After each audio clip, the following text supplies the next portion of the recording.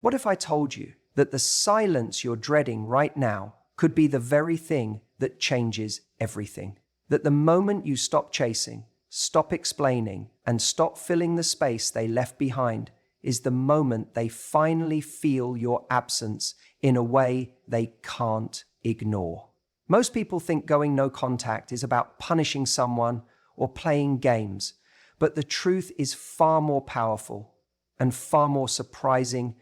At first, there's a shockwave where the quiet feels almost unbearable. Then comes the resistance, their ego pulling them to test the waters to see if you'll crack first. As time passes, something unexpected happens. The space you've created becomes a mirror, forcing them to confront the reality of losing you. Their emotions swing like a pendulum between confidence and panic until suddenly the dynamic shifts. The power isn't where it used to be.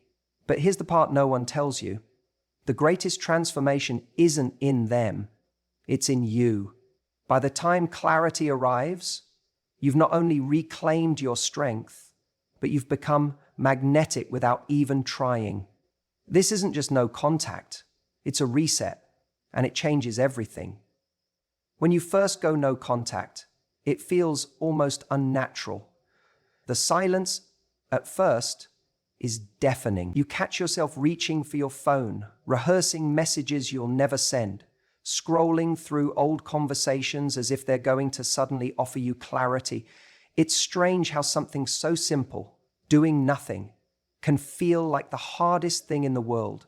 And yet, this very act of pulling back is the moment where everything starts to change, not just for them, but for you.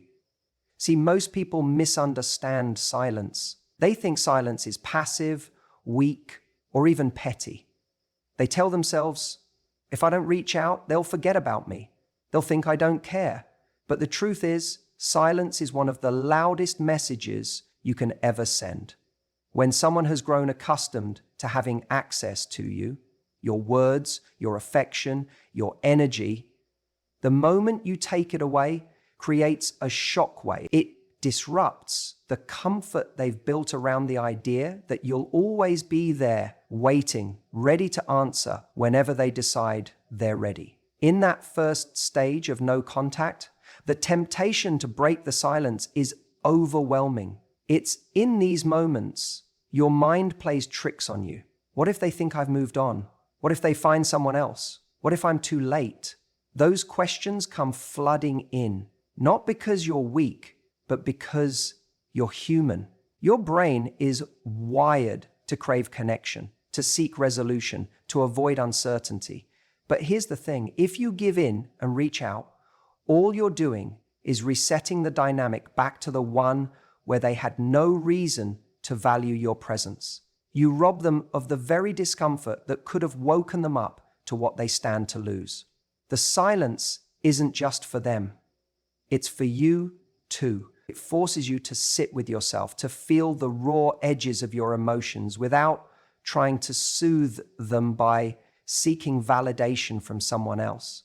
You start noticing how often you wanted to text them, not because you had something meaningful to say, but because you were trying to manage your own anxiety, to avoid sitting in that uncomfortable space where you don't know what's going to happen next. And that's where your growth begins, when you resist the pull to fix, to chase, to prove your worth. Now, on their side, the silence hits differently. At first, they might not notice. They assume you'll break first because you've probably done it before. They're used to you reaching out, maybe apologizing even, when you weren't in the wrong, maybe trying to keep the peace when they pulled away. But this time, it's different. Days pass, then weeks. That steady stream of attention they once took for granted is gone. And with it goes the certainty that you're still waiting on the other side. That's when the first flicker of awareness appears, not always as a deep longing, not yet, but as a small, subtle itch in their mind. They wonder why you've gone quiet. They start checking your socials, rereading your last messages, maybe even testing the waters with a random like or a short, meaningless text like, hey, or how have you been? It's not love yet. It's not a realization of what they lost yet. It's just discomfort, the shockwave of your absence. But that discomfort is necessary. It's the first domino that must fall if anything real is ever going to change. What most people don't realize is that relationships often don't end with a bang. They end with a fizzle. They end because one person keeps giving and the other keeps taking, and no one notices how far the scales have tipped until it's too late. No contact disrupts that cycle. It creates space, and in that space, they're left alone with their own thoughts, with the reality that your presence wasn't guaranteed, that your love wasn't endless, no matter how much they may have assumed it was. But none of this works if you don't stay strong in this first stage. If you break the silence too soon, you don't just send a message to them, you send a message to yourself. You tell yourself, I don't trust my own strength. I don't trust that my absence is powerful. I don't trust that I'm worth missing. And every time you send that text, hoping for a response that will soothe your pain, you hand them back all the power they didn't even realize they had. This is why the first stage of no contact is so hard. It requires you to act in a way that feels counterintuitive. It asks you to believe in your value before they do. It asks you to trust that your silence carries more weight than 1,000 carefully worded messages ever could. And the moment you commit to that silence, not as a game, not as manipulation, but as a declaration of your own self-respect, that's when the energy begins to shift. You stop being the person who's chasing, pleading, waiting to be chosen. You become the person who's worth wondering about, worth missing, worth fighting for. And that's where everything starts to change. There's a moment in no contact that catches almost everyone off guard. At first, you think the silence will be the hardest part. You imagine that once you resist the urge to text or call, the worst is behind you. But then it happens. Out of nowhere, they resurface. Maybe it's a, hey, just checking in message. Maybe they send a funny meme, like they're trying to slip back into your world casually. Or maybe they don't reach out directly, but they start watching all your stories, liking old posts, or popping up in ways that feel intentional. Suddenly, the emotional pull is intense, and you're left wondering, does this mean they're missing me? Are they realizing they made a mistake? This stage is where most people break no contact. Because let's be honest, you wanted them to miss you, right?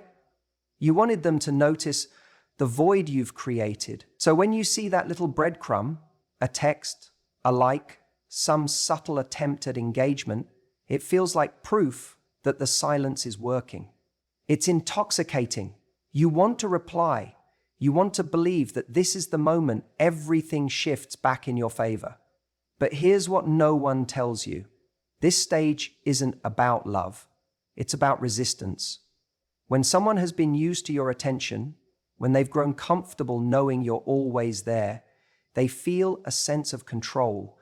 They assume that if they ever wanted to come back, the door would be open. Your silence disrupts that narrative. It forces them to confront the reality that you're not just waiting around. And that can create discomfort for them. Not necessarily because they're ready to fully invest in you again, but because they've lost a certain sense of power. This is why their initial reach out is often small and non-committal. They're not saying, I miss you, I realize how much you mean to me, and I want to work this out. They're saying, are you still there? Do I still have access to you? It's an emotional reflex, not a deep realization. And if you respond, especially with warmth or eagerness, you unintentionally teach them that they don't have to show up differently. You give them reassurance without requiring growth. It's like this. Imagine you're standing your ground in a negotiation, and the other person, feeling the tension, throws out a lowball offer just to see if you'll bite. If you take it, they have no incentive to meet you where you deserve. But if you hold firm, they're forced to decide, step up or step back. So in this stage, you have to recognize the difference between a test and a transformation. A test is them dropping breadcrumbs, trying to gauge if you're still emotionally available. A transformation is when someone comes forward with clarity, accountability, and effort. And those two things look very different.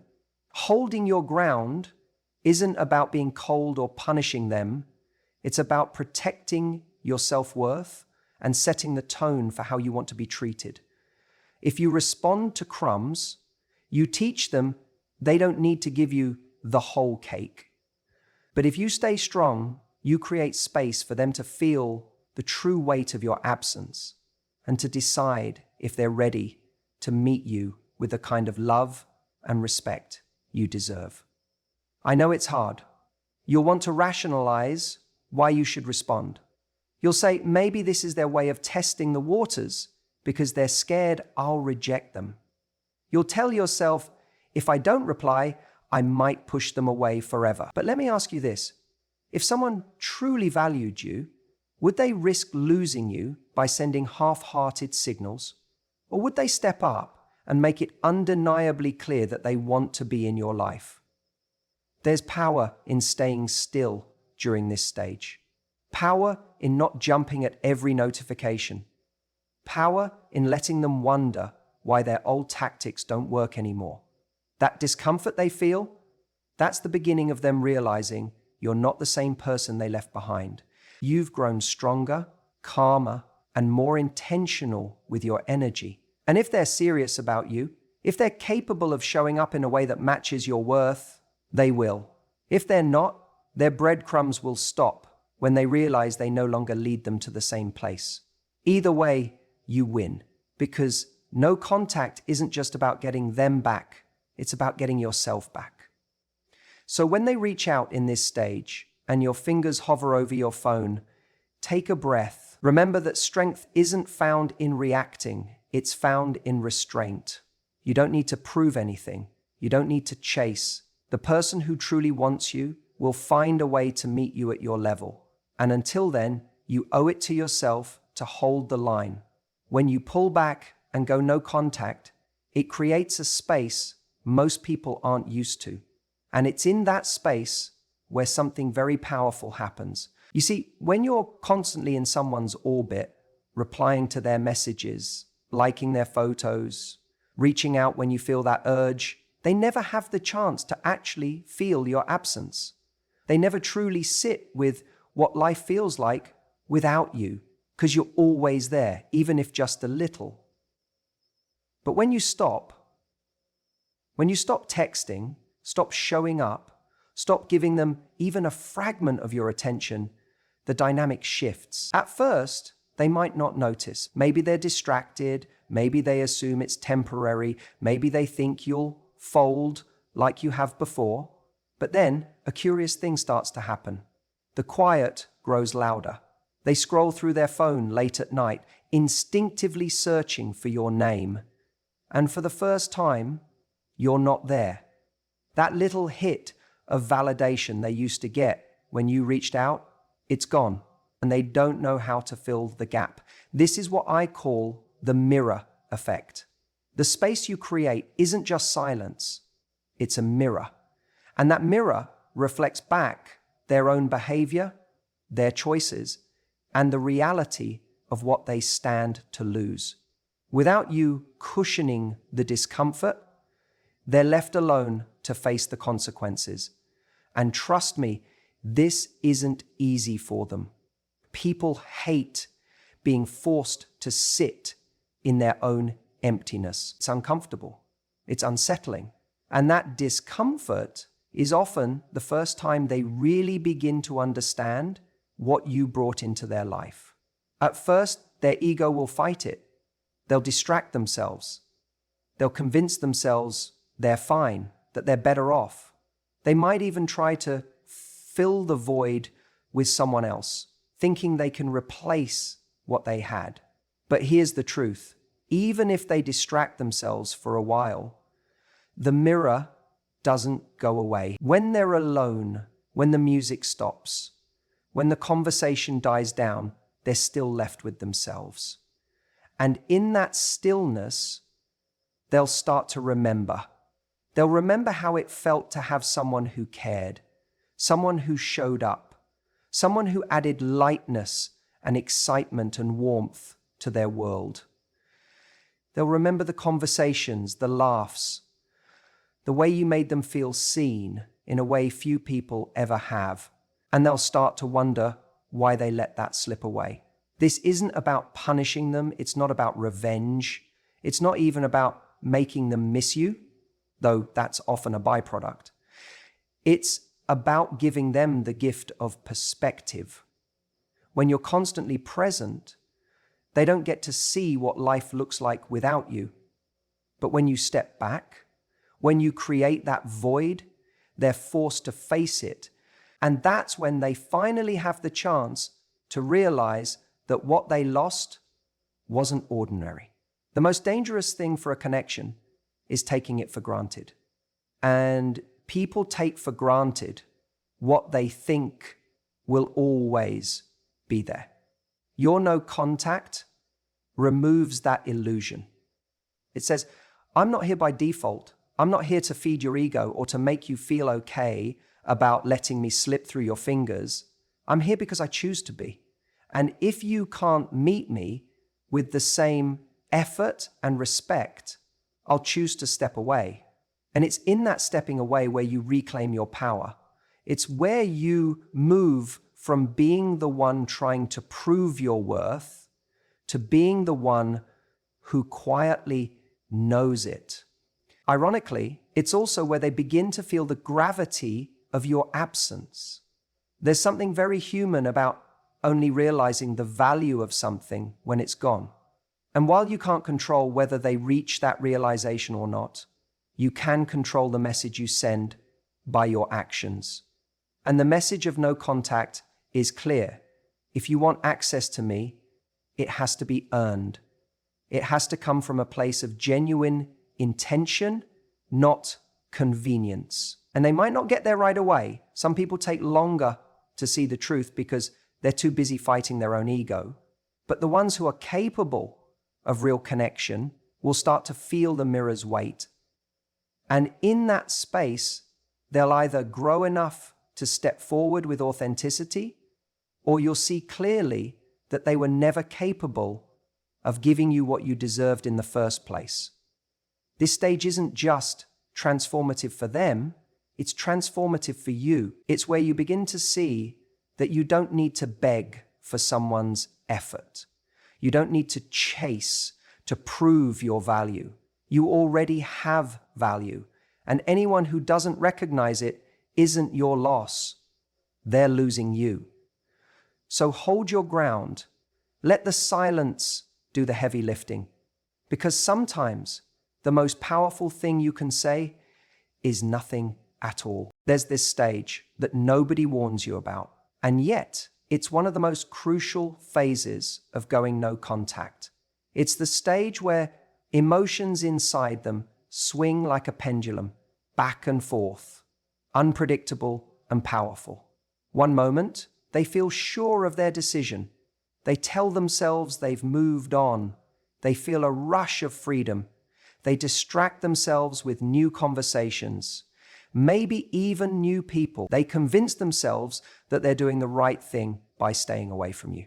But then, almost out of nowhere, the pendulum swings the other way. Suddenly, a memory of you creeps in. It could be something small, your laugh echoing in their head, the way you used to touch their arm when you were excited about something, or the warmth of the messages you used to send at night. And for a moment, they feel this pang in their chest they weren't expecting. That nostalgia catches them off guard because it doesn't fit the narrative they've been telling themselves. They thought they'd moved on, but now they're sitting in their car, replaying old songs that remind them of you, wondering why you haven't reached out. This is the emotional pendulum at work. It's uncomfortable for them because they're being pulled in two directions. Their ego wants to believe they made the right choice, but their heart keeps whispering about what they've lost. And when they don't hear from you during this time, it only intensifies the swing. At first, they might feel anger. Why aren't they texting me? Didn't they care as much as I thought? That anger is often just a cover for confusion and hurt, because the truth is, they expected you to crack. They thought you'd chase them, reassure them, give them the comfort they're now secretly craving. When the pendulum swings back again, it often brings sadness. They might not show it to the world, but in their quiet moments, they're scrolling through your photos, rereading old conversations, and asking themselves if they misjudged the situation. They're starting to feel the impact of your absence. They're realizing that maybe you weren't as replaceable as they imagined. That's the beauty of this stage. Every swing of the pendulum takes them closer to the reality of what they've lost. Here's what you need to understand. You don't have to do anything to create this effect. You don't need to post a story to make them jealous. You don't need to send a breadcrumb text to remind them you exist. The pendulum is already swinging, because that's what happens when someone starts feeling the emotional consequences of their decisions. The silence you've created isn't just a void. It's a space where their thoughts and emotions can echo back to them louder than ever. This is where most people fail. They see the signs. They notice their ex has liked an old photo, sent a hey text, or found a way to bring up your name through mutual friends, and they think, this is my chance, I should say something now, or they'll move on for good. But what they don't realize is that this is not the moment to relieve the tension. It's the moment to let it build. Because every time you don't respond, every time you hold firm, the pendulum swings harder. And with each swing, they're forced to confront their own feelings without the comfort of your presence. You see, in this stage, the power doesn't come from chasing or trying to explain your worth. It comes from letting them sit with the discomfort of missing you. That discomfort isn't cruel. It's necessary, because if you rush in too soon, you interrupt the process. You rob them of the opportunity to truly feel your absence. And the reality is, people don't value what's always available. They value what they're at risk of losing. The emotional pendulum can last days, weeks, sometimes even longer. And during this time, they may act unpredictable. One day they might send you a playful message, and the next, they're distant again. Don't mistake these small gestures for a full realization on their part. Often they're just testing the waters to see if they still have access to you. It's like they're saying, if I tug on this string, will you still dance for me? And the only way to change the dynamic is to refuse to dance. This is where your strength is tested. It's hard to stay quiet when you feel the urge to respond, when every fiber of your being wants to end the silence. But remember, the pendulum only swings harder because you've held your ground. And each time they reach out and don't get the response they expected, they're forced to look inward. They're forced to reflect on how they treated you, what they really feel, and whether letting you go was worth it. And here's the most powerful part. While the pendulum swings in their world, something starts to shift in yours too. You begin to see your own strength. You start noticing how much calmer you feel when you're not anxiously waiting for their next move. You begin to realize that you don't need them to validate your worth. You're not chasing because you finally understand your absence is the most powerful statement you could ever make. It's in this stillness that everything changes.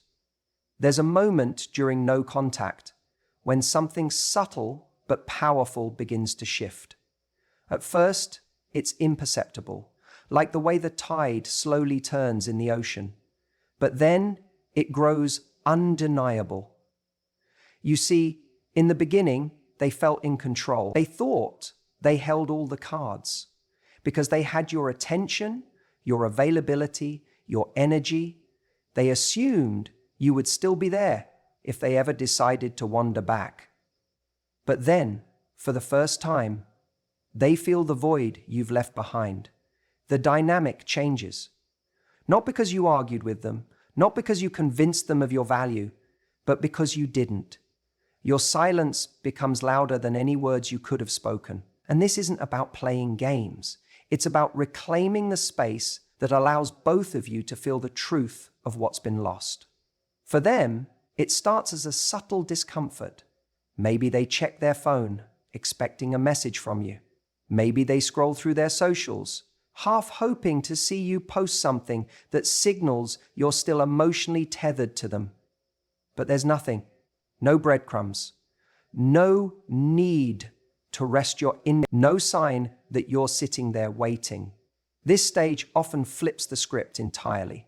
The person who once assumed they were in control starts to feel a creeping sense of uncertainty. They wonder why they haven't heard from you, why you haven't broken down and reached out, why your energy feels absent from their world. It's here that they begin to realize something they hadn't fully grasped before. Your presence wasn't just convenient, it was powerful. It carried weight, and now that weight is missing.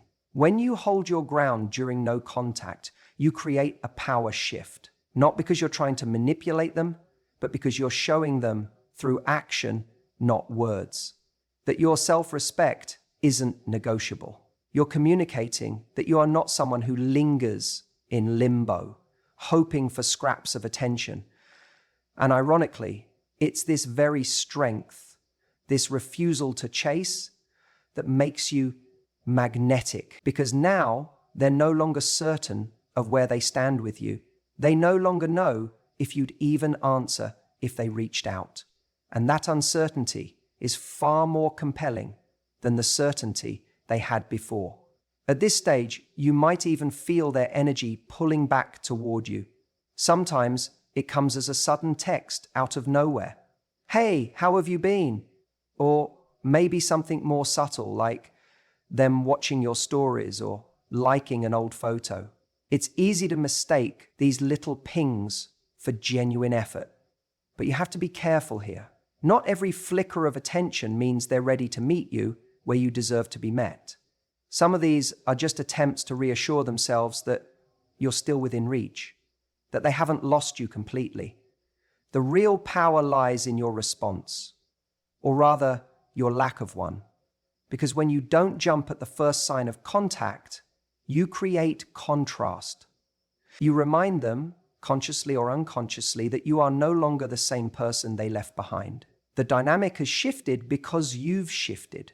You're no longer giving them the privilege of access without effort, of connection without commitment. What's fascinating is how often people misinterpret this stage. They think no contact is about punishing the other person or making them chase. But that's not what's happening here. The shift isn't about them at all. It's about you anchoring yourself in a place where your value no longer needs validation. It's about recognizing that whether they come back or not, your worth remains the same. And that's why this stage changes everything. Because it's not just them who feels the shift, it's you. You begin to see yourself differently. The version of you who once would have begged for closure or clung to hope has been replaced by someone stronger, calmer, more grounded. And that version of you doesn't need their call or their approval to feel whole. But here's the paradox. It's precisely in that moment when you've stopped waiting, stopped needing, that they feel the pull the strongest, because they sense, consciously or not, that the power dynamic has flipped. They no longer have the comfort of knowing you're there, and for the first time, they're left wondering if they were the one who let something rare slip through their fingers. You've changed the energy, and once the energy shifts, everything else follows. There comes a moment in this process where something inside you shifts, and you don't even realize it at first. In the beginning, it felt like every second of silence weighed heavy on your chest. You'd wake up in the middle of the night thinking, what if I never hear from them again? What if this is it? You probably replayed conversations in your head, wondering if you said too much or too little. And every fiber of your being wanted to break the silence, just to feel like you had some kind of control. But you didn't. You held the line. You resisted the urge to fill the space they left. And because of that, something remarkable started happening, not to them, but to you. At first, you thought the no contact rule was about making them miss you, about giving them time to realize what they lost. But the longer you stayed in it, the more you started to see it wasn't really about them at all. It was about you.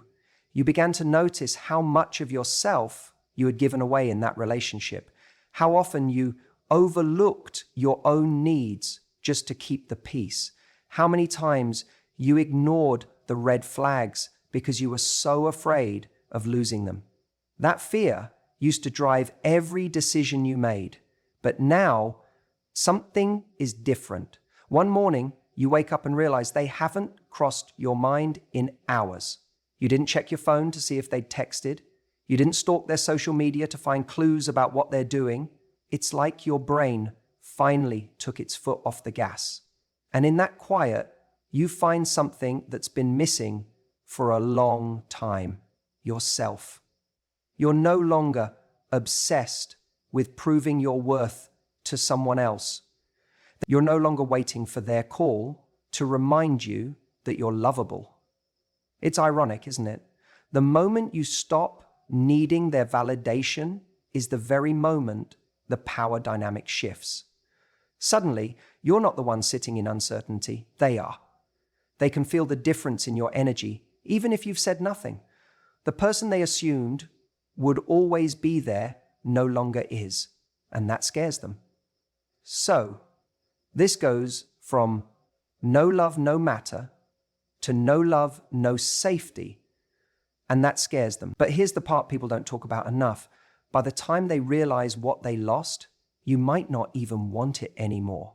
You'll look back on all the pain you endured, all the late night overthinking, all the tears you cried, and ask yourself, why was I holding on so tightly to someone who couldn't even hold on to me? That's the point of clarity. Clarity doesn't come with a dramatic epiphany or a cinematic moment where everything clicks into place. It comes quietly, in small, almost imperceptible shifts. It's in the way you start laughing again without forcing it. It's in the way you look in the mirror and see someone strong staring back at you. It's in the way you begin setting boundaries, not out of bitterness, but out of self-respect. And in this place of clarity, you don't care anymore whether they reach out or not. Of course, if they do, there might still be a flicker of emotion, but now you see it for what it is, a choice. Not a lifeline, not a sign you were incomplete without them. You know you'll be okay either way because you've already proven to yourself that you can stand on your own. People think power comes from being cold or playing games, but it doesn't. Real power comes from not needing to play at all, from understanding that your worth isn't determined by someone staying or leaving. And once you reach this point, you become magnetic, not because you're trying to be, but because you radiate a calm, quiet confidence that can't be faked. This is the stage where everything changes. Not just how they see you, but how you see you. And whether or not they come back, you've already won.